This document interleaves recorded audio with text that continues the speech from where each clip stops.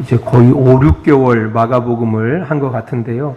하나님의 아들 예수 그리스도의 복음의 시작이라 마가복음 1장 1절 말씀으로 이제 시작했던 마가복음이 제자들도 아니고 유대인도 아닌 의외의 인물, 그것도 예수님의 사형 집행을 주관했던 로마의 군대 지휘관의 고백으로 마무리됩니다. 오늘 본문 15장 39절 말씀을 보면 예수를 향하여 섰던 백부장이 그렇게 순지심을 보고 이르되 이 사람은 진실로 하나님의 아들이었도다 하더라라고 기록하고 있습니다. 마태복음에서는 이 사람이 예수님의 그 사형 집행을 관할했던 백부장으로 소개되고 있습니다.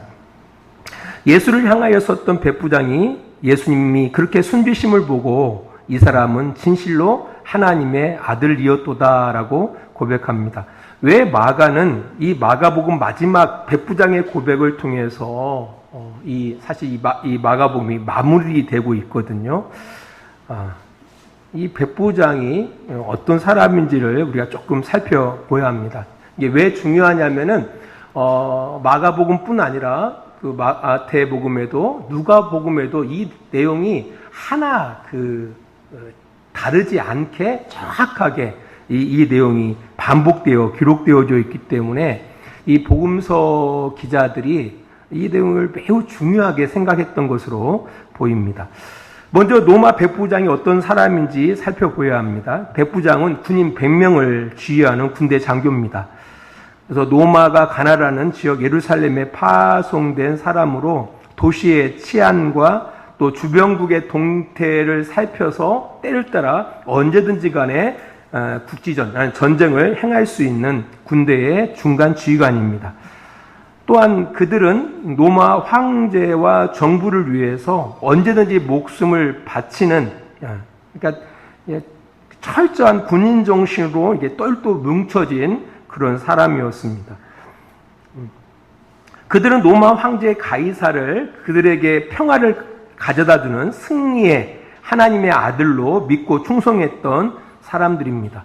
기원전 27년부터 서기 180년까지 200년 동안 로마 제국은 지중해 전 그 지역을 다스리고 있었습니다. 그래서 로마가 200년 동안 다스릴 때에 로마는 평화와 번영을 누렸습니다. 이것은 군사력이 가져다 준 평화였고, 번영은 그들이 지배하는, 그들이 정복한 세계가 내는 그런 세금으로 인한 번영이었습니다. 그러다 보니까 로마에서는 로마의 황제 가이사를 우리에게 이 평화와 번영을 가져다 주는 복음, 승리의 하나님의 아들로 추앙하고 믿고 따랐다라는 겁니다. 이런 것을 종합해 보면 이 로마 백부장은 이제 그 로마 평화 시대를 팍스 노마나라고 이야기하는데요. 그러니까 로마 황제를 하나님의 아들로 믿고 그를 평화의 승리자로 고백하면서 평생 살아온 군인이다라는 것을 알 수가 있습니다. 그런 그가 예수의 순주심을 보고 예수를 향해서 이렇게 고백하는 거예요. 진실로 하나님의 아들이시다라고 고백하는 겁니다. 이게 사실 우리가 보면 이게 무슨 큰 의미가 있나라고 생각하겠지만 전혀 그렇지가 않아요. 이게 엄청난 고백이에요. 그러니까 배신한 거예요. 배신. 누구를 향해서? 이제까지 로마 황제 가이사를 복음으로 평화의 승리자로 믿고 그를 하나님의 아들로 추앙했던 그 로마 군대 장교가 예수님의 그 죽으심의 사건을 보고 완전히 달라진 거예요.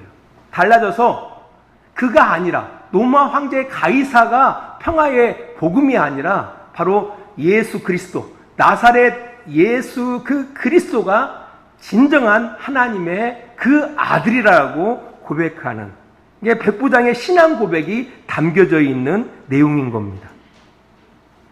그러니까 이것을 좀 쉽게 설명하면 이와 같아요. 뭐 지금 보면 어떤 사람들은 돈이 아니면 명예가 나에게 어떤 평화를 가져다 주는 복음이다 라고 생각하고 열심히 돈을 버는 사람들이 어떤 뭐 특별한 어떤 그 계기로 인해서 이렇게 고백하는 거예요. 나는 옛날에는 돈이 신인 줄 알고 돈이 나에게 행복을 가져다 주는 줄 알고 열심히 돈을 받았는데 돈을 벌었는데 이게 생각해 보니까 그게 아니라 정말 예수 그리스도로 살아가는 것이 나를 행복해 하는, 나를 평화롭게 하는 유일한 길이다라는 걸 깨달았습니다라고 고백하는 것과 같다라는 겁니다. 도대체 이 백부장에게 어떤 일이 있었기에 이런 놀라운 그 고백을 하게 되었을까? 오늘 본문 39절 중간 부분을 보면은 이렇게 기록되어져 있어요. 예수를 향하여 섰던 백부장이 그렇게 순죄심을 보고 이르되라고 기록하고 있습니다. 뭘 보고요? 예수님께서 그렇게 돌아가시는 모습을 보고서 백부장이 고백하는 거예요. 이 사람은, 이 나사렛 예수는 진실로 하나님의 아들이었도다라고 고백하는 겁니다. 그 백부장의 그런 완전한 그 변화의 그 동기가, 그 시발점이 바로 예수가 그렇게 숨주심을 보고 그렇게 고백했다라고 성경은 기록하고 있다라는 겁니다. 그래서 제가 한번 이제 이 백부장에 대해서 한번 생각해 봤어요. 왜냐하면 예수의 십자가 처형을 처음부터 끝까지 책임졌던 군대 지휘관이었거든요. 그리고 우리가 알다시피 이 예수의 이 재판은 당시 유대 사회에 큰 파장을 일으키는 사건이었어요. 그렇기 때문에 이 백부장도 이제 빌라도 총독으로부터 사건을 이제 받고 이제 집행하라는 명령을 받고 추진하거든요. 이제 추진하고 있었기 때문에 이 예수에 대해서 많이 아마 그 자료를 통해서 알고 있었을 거예요. 알고 있었을 거예요. 이런 부분을 우리가 조금이나마 알 수 있는 그 내용이 오늘 본문 15장 18절인가요? 잠깐 보겠습니다. 16절로부터 20절 말씀 잠깐 볼게요. 군인들이 예수를 끌고 브라이도리온이라는 뜰 안으로 들어가서 온 군대를 모으고 예수에게 자색 옷을 입히고 가시관을 엮어 씌우고 격려하여 이르되 유대인의 왕이여 평안할지어다 하고 갈대로 그의 머리를 치며 침을 뱉으며 꿇어 절하더라. 희롱을 다 한 후 자색 옷을 벗기고 도로 그 옷을 입히고 십자가에 못 박으려고 끌고 나가니라 라고 이야기하고 있습니다. 그러니까 이 내용을 바라보면은 이 군인들, 그러니까 예수님을 채찍질하고 예수님을 못 박는 이 군인들이 예수가 누구신지에 대해서 얼핏 알았음을 알 수가 있습니다. 예수를 어떤 이로 지금 조롱하고 희롱하고 있어요? 유대인의 왕으로. 그러니까 예수님을 아주 우스꽝스러운 왕으로 치장을 시킨 거예요. 옷을 벗기고 자색 옷을 입히고 그 머리에 임금의 왕관 대신 가시관으로 왕관을 만들어 놓고 뭘 했다고요? 갈대로 그의 머리를 치는 거예요. 누구를? 예수의 머리를 그 군인들이 갈대로 톡톡 치면서 침을 뱉고 또 그 앞에 꿇어 절해요. 이렇게 희롱을 다 한 후에 못 박으려고 끌고 나갔다라고 이야기하고 있는 겁니다. 그러니까 이 군인들이 이 예수가 어렴풋이 그가 어떤 제목으로 지금 끌려왔는지를 이들이 알고 있었다라는 거예요. 이제 결국은 이 백부장도 이 예수에 대해서 어느 정도는 알고 있었다라는 거예요. 사실 이미 이 로마 정부는요, 이 갈릴리 나사렛 사람 그 예수의 활동에 대해서 주의 깊게 살펴보았습니다. 뭐 한국 사회에서도 가장 정보력이 뛰어난 데가 어디예요? 경찰이에요, 경찰. 이 경찰들이 그냥 경찰이 아니에요. 정보력은 아마 우리나라에서 최고일 거예요. 그들은 첩보들을 수집을 하거든요. 첩보들을. 이 당시 로마 군대도 마찬가지예요. 치안을 유지하는 이 로마 군대들이 그냥 먹고 놀았던 것이 아니에요. 첩보들을 다 수집한단 말이에요. 특별히 이 나사렛 예수에 대한 이 활동은 그들한테 아주 관심 있는 활동으로 보였을 거예요. 왜? 너무나 많은 사람들이 누구를 추종하죠? 이 나사렛 예수를 추종하고 있었기 때문에 언제든지 간에 이 나사렛 예수가 땀만 먹으면 뭐 할 수가 있어요? 봉기를 일으킬 수가 있잖아요. 로마를 향하여. 그리고 그를 따라다니는 많은 사람들 중에 어떤 사람들은 뭐 우리가 일제시대에 바라보면 뭐 독립군과 같은 그런 생각을 갖고 있는 사람들도 많이 있었거든요. 충분히 이 예수에 대해서 관찰했었던 겁니다. 그래서 이 나사렛 예수의 이 예수 운동이, 예수의 그 활동이 로마 정부의 해가 되는지 아닌지 그들은 참참히 관찰했던 거예요. 그리고 그들이 결정낸 것은 전혀 우리에게 해가 되지 않는다라고 결정을 했던 거예요. 그래서 빌라도에게 제사장들이 빌라도에게 와서 예수를 넘겨주면서 이를 사형에 처하라고 이렇게 이야기할 때에도 이 빌라도는 이 재판이 단지 종교적인 갈등, 이 유대 사회의 종교적인 갈등으로 인한 재판으로 여겼던 거예요. 그래서 이 빌라도는 사실 예수가 죄 없다는 사실을 알고 있었어요. 그래서 어떻게든지 간에 예수를 풀어주려고 했는데 워낙 군중들이 예수를 못 박아 죽이라고 떠들었기 때문에 할 수 없이 예수를 그들의 요구대로 십자가에 못 박게 한 겁니다. 그러니까 이미 이 나사렛 예수에 대해서 어느 정도 알고 있었다라는 겁니다. 당연히 예수를 인계받은 이 로마 백부장도 예수에 대해서 어느 정도 알고 있었다라는 거예요.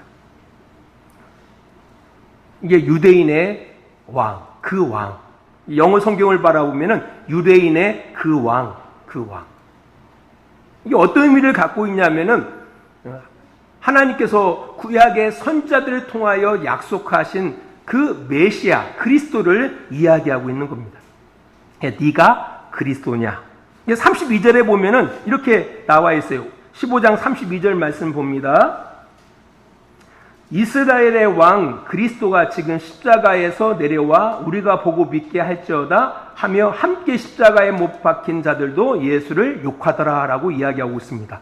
이스라엘 왕 그리스도 하나님이 약속하신 메시아 바로 유대인의 그 왕이다 라는 이 문제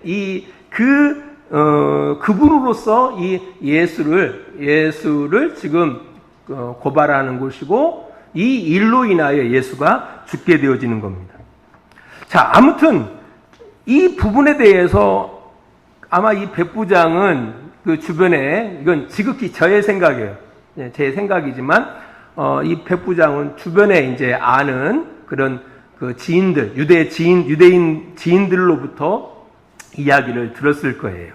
이게 유대인의 이 왕이라는 게 도대체 어떤 의미를 갖고 있는지를 아마 물어봤을 거예요. 이제 그걸 한번 좀 추적해 봤으면 좋겠어요. 우리 이사야 9장입니다. 이사야 9장으로 갑니다. 이사야 9장 7절로 8절 말씀 봅니다.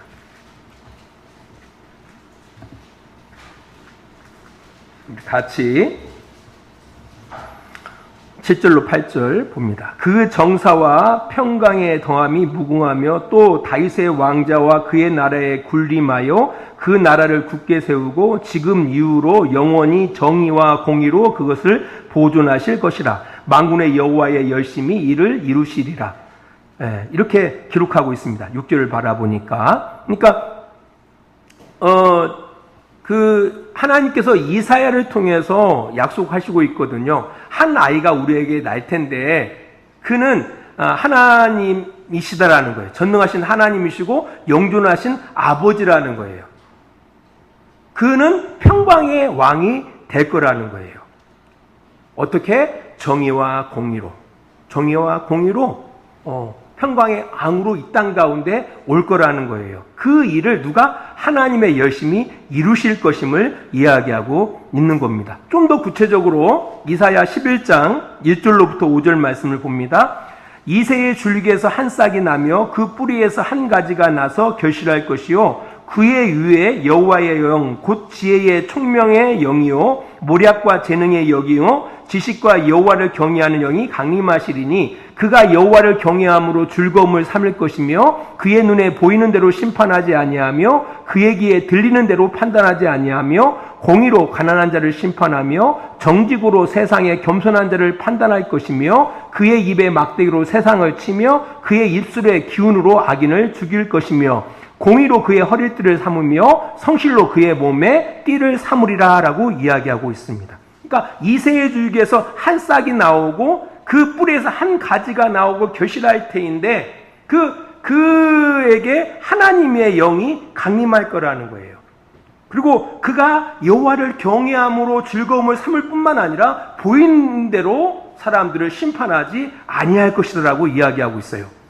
또 뿐만 아니라 공의와 정의로, 그죠? 공의와 정의로 띠를 삼을 것이다라고 이야기하고 있습니다. 그리고 그분이 오셔서 하는 일이 어떤 일이냐라고 할 때 6절 봅니다.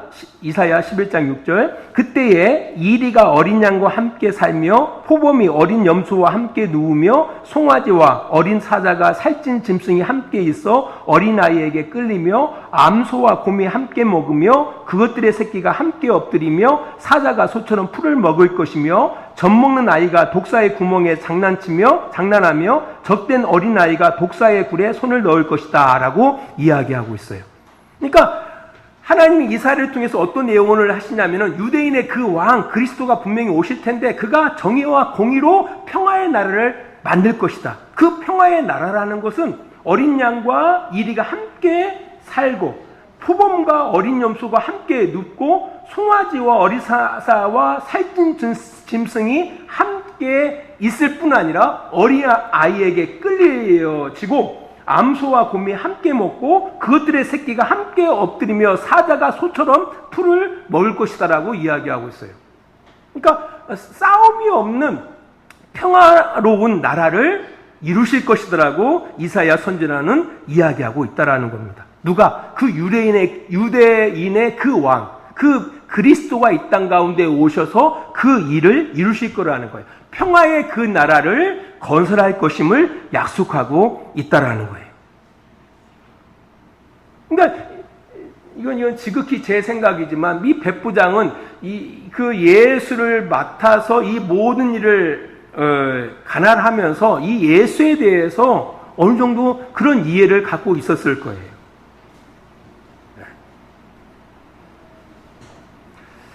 그러면서 이 유대인의 그 왕으로서 이 예수 그리스도가 이 땅 가운데 오셔서 어떤 나라? 정의와 공의로 다스리는 평화의 그 나라를 이룩한다라고 했는데 그가 지금 뭐 하고 있는 거예요? 십자가에 달려서 저렇게 죽어가는 거예요. 죽는 거예요. 사실 이 로마 백부장은 이미 로마 제국이 이룩한 그 강력한 군사력으로 이룩한 그 평화의 나라를 살고 있는 사람이에요. 그죠? 그러니까 뭐 로마를 누구도 넘볼 수가 없어요. 워낙 강력하기 때문에 그 강력한 군사력에 의해서 이룩한 그 평화를 이미 이 백부장은 누리고 있어요. 그래서 그 황제를 평화의 복음, 평화의 승리자라고 추앙했던 거예요. 그리고 그 일에 이 사람은 도구로 쓰임받았던 사람이었어요. 그는 지금 그들이 누리는 그 평화를 위해서 열심히 싸웠어요. 그 평화를 누리기 위해서 누군가의 평화를 파괴했고요. 파괴했어요. 그래서 그 평화를 누리고 있는 거예요. 또 뿐만 아니라 지금도 그 평화를 유지하기 위해서 끊임없이 긴장한 가운데 사람들을 감시하고 있어요. 왜냐하면 자신의 힘이 약해지면 아니면 또 자기들보다 더 센 어떤 민족이나 나라가 나오면은 자신들이 누리는 이 평화를 뭐 할 수가 없기 때문에, 누릴 수가 없기 때문에 결국 빼앗길 수밖에 없다라는 그 두려움 때문에 지금도 막 감시하면서 살고 있었다라는 거예요. 이뿐 아니라 이 백부장은 많은 전쟁을 치르면서 전쟁의 그 참혹한 현실을 뼈저리게 알고 있는 사람이에요. 네. 내가 살기 위해서는 누군가를 죽여야 돼요. 그죠? 적을 죽여야 돼요. 그 냉정함 속에서 그의 칼에 죽어간 사람들이 숱할 거예요. 그 죽어간 그 사람들은 어떤 이에게는 그렇게 내 눈에 넣어도 아깝지 않은 자녀일 수도 있어요. 또 어떤 이들에게는 소중한 아버지일 수도 있고요. 또 어떤 이들에게는 사랑하는 남편일 수가 있어요. 그럼에도 불구하고 그 정쟁의 그 냉혹함 가운데 그의 칼날에 죽여나가는 거예요. 단지 뭘 얻기 위해서? 평화를 얻기 위해서는 그 일을 할 수밖에 없었던 거예요. 아마 그는 잘 때마다 그 트라우마 가운데 고통받고 있었을 수도 있어요. 죽은 그의 칼날 앞에 막 슬퍼하는, 그 두려워하는 그대의 그 슬픈 그 눈들, 그 두려워하는 그 눈들을 지금도 지울 수 없었을 거예요. 뿐 아니라 그 전쟁 가운데 죽어간 그 동료들, 그 부하들, 고통 가운데 상처받은 그들을 생각하면서 지금도 그의 마음속에는 그 괴로움들로 고통당하고 있었을 거예요. 뭘 이루기 위해서? 평화를 이루기 위해서. 그가 해왔던 그 인생의 여정이 그랬다라는 거예요. 그런데 그가 못 박아 십자가에 매달은 그 나사렛 예수, 유대인의 그 왕이 이 땅 가운데 뭘 만든다고요? 정의와 공의로 다스리는 평화의 나라를 이룬대요. 근데 그가 십자가에서 힘없이 죽어가는 거예요. 그에 대한 이력들을 바라보니까요, 놀라워요. 그가 행했던, 그러니까 어떤 무엇으로도 설명할 수 없는 그 능력과 표적을 행했던 그 나사렛 예수예요. 아마 그 능력과 그 표적을 바라볼 때에 그가 원하면 언제든지 간에 이 노마를 갖다가 물리치고 그가 원하는 나라를 이룰 수 있는 그런 강력한 능력을 가진 그런 나사렛 예수예요. 그럼에도 불구하고 그 죄 없는 그가 십자가에서 죽는 거예요. 바로 이 죽음의 순간을 바라보면서 갑자기 백부장이 바꿔지는 거예요. 그리고 그가 고백하는 거예요. 그가 진실로 하나님의 그 유일하신 아들이라고 고백한다라는 겁니다. 근데 우리가 한글 성경에는 그냥 유일하신 하나님의 아들이라고 기록하고 있지만 영어 성경만 바라봐도 그렇게 기록하고 있지 않아요. 하나님의 그 유일하신 아들이시다라고 이야기하고 있어요. 그렇게 이제 백부장이 고백해요. 한 분밖에 없는 그 유일하신 그 아들이 맞다라고 고백하는 거예요. 이게 큰 의미를 담고 있다라는 거예요. 당시 핍박받는 그 교회 공동체들에게 이 마가복음, 특별히 이 백부장의 이 신앙 고백이 어떻게 들려졌을까? 아마 그 초대 교회, 특별히 로마 정부나 네로 황제에 의하여 핍박받는 그 교회 공동체들이 아마 이렇게 기도하지 않았을까요? 하나님, 오늘 밤에 하늘에서 불을 내려주셔서 그들을 심판하시고 하나님이 유일하신 하나님이신 것과 우리가 믿는 그 예수 그리스도가 하나님의 유일한 아들이심을 드러내게 해주십시오라고 기도하지 않았을까요? 기도하죠, 그렇게. 아마 그렇게 기도했을 거예요. 아마 그런 마음을 가지고 살 거예요. 그러나 마가는 이 백부장의 신앙 고백을 통해서 다른 메시지를 전달하고 있는 거예요. 뭘 통해서? 이 백부장의 신경의 변화, 백부장의 이런 신앙의 그 고백이 뭘 통해서? 예수의 순환과 죽음을 통해서 이 백부장이 그것을 바라보고서 바뀌더라는 거예요. 신령이 바뀌어서 로마 황제 가이사가 하나님의 아들이라고 평생 믿고 살던 이 사람이 예수의 그 죽으심을 바라보면서 바뀌더라는 거예요. 바로 저 나사렛 예수가 진정 하나님의 유일하신 아들이다라고 고백하게 되더라는 거예요. 그것을 전달하고 싶었던 거예요.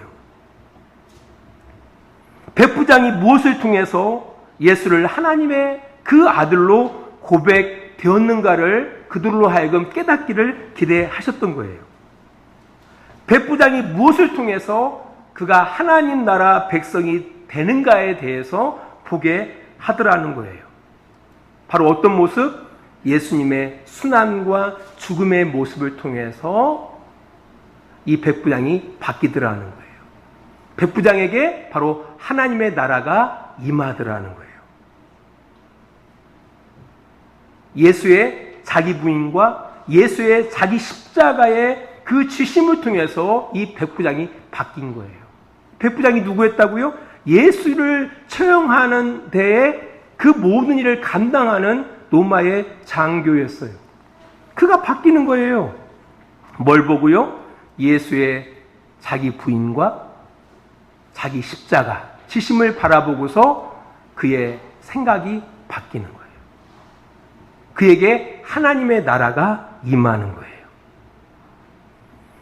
이제 이런 메시지를 이 마가는 그 초대교회, 특별히 로마 교회 공동체 성도들에게 전달하고 싶었던 거예요.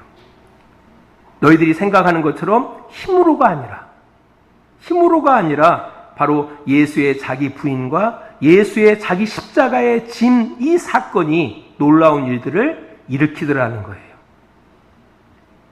이제 우리들은 어떤지 한번 잘 살펴봐야 돼요. 우리도 그러잖아요. 우리 가정이 정말 하나님의 나라가 우리 가정 가운데 임했으면 좋겠다. 그죠?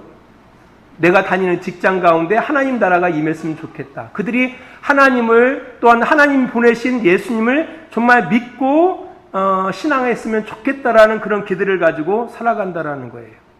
그죠? 그러면서 어떤 생각이 또 안에 들어오냐면은 야, 그들보다 내가 믿는 내가 더 잘 살아야겠다. 그죠?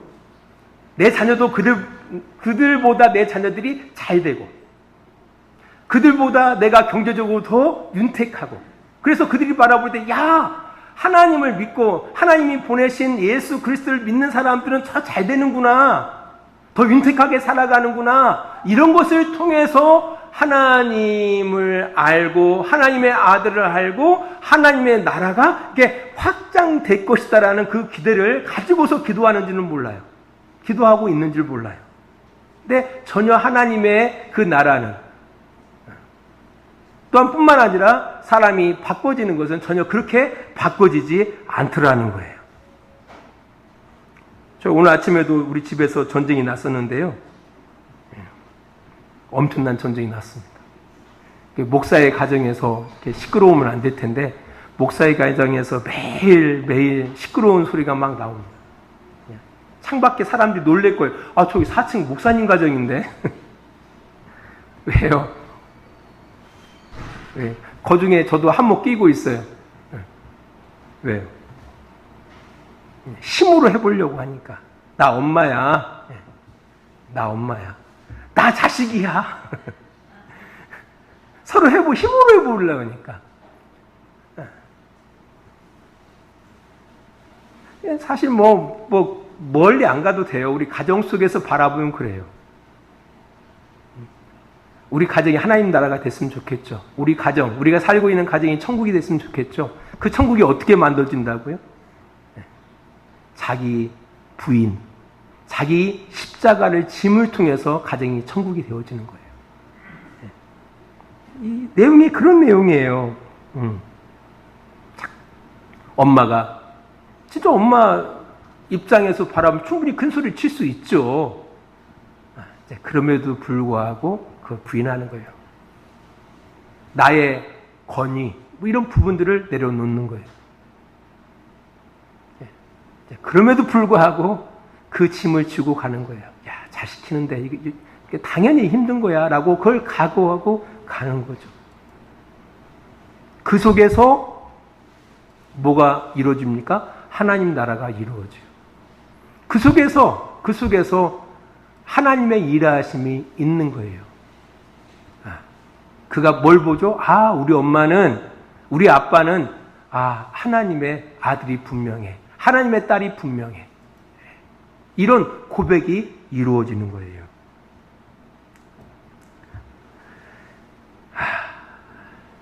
직장에서도 마찬가지예요. 직장에서도 마찬가지입니다. 하나님 나라는 그렇게 이루어진다는 사실을 꼭 기억하셔야 돼요. 사람이 바꿔지는 것도 마찬가지로 자기 부인과 자기 십자가를 짐을 통해서 우리 주변에 심지어는 반대하는 사람들까지도 변화하는 그런 일들이 일어난다는 사실을 꼭 기억하시기를 바랍니다. 우리 말씀의 맺음을 고린도전서 1장 18절 말씀으로 말씀을 맺을까 합니다. 우리 고린도전서 1장 18절 말씀이에요. 이게 매우 중요한 말씀입니다. 보세요.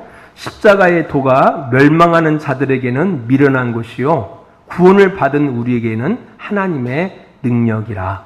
십자가의 도, 자기를 부인하고 자기 십자가를 지고 살아가는 것이 미련한 인간들한테는 참 미련하게 살아가는 것 봐. 성경에서 바라보면 그 군병들 누구를 예수를 어떻게 해요? 조롱하고 희롱하잖아요. 예수는 인류를 구원하기 위해서 그 죽음을 선택하고 묵묵하게 그 길을 걸어가는데 자신들을 위해서 그 길을 걸어가고 있는데도 불구하고 미련한 멸망하는 것들은 뭐예요? 그를 바라보면서 더 조롱하고 더 희롱하더라는 거예요. 하지만 구원받은 우리들은 그 십자가의 길을 걸어가는 그를 통해서 누구를 바라보고 바로 그가 하나님의 아들이심을 고백하게 되어지고 그걸 통해서 하나님의 나라가 임하더라는 거예요.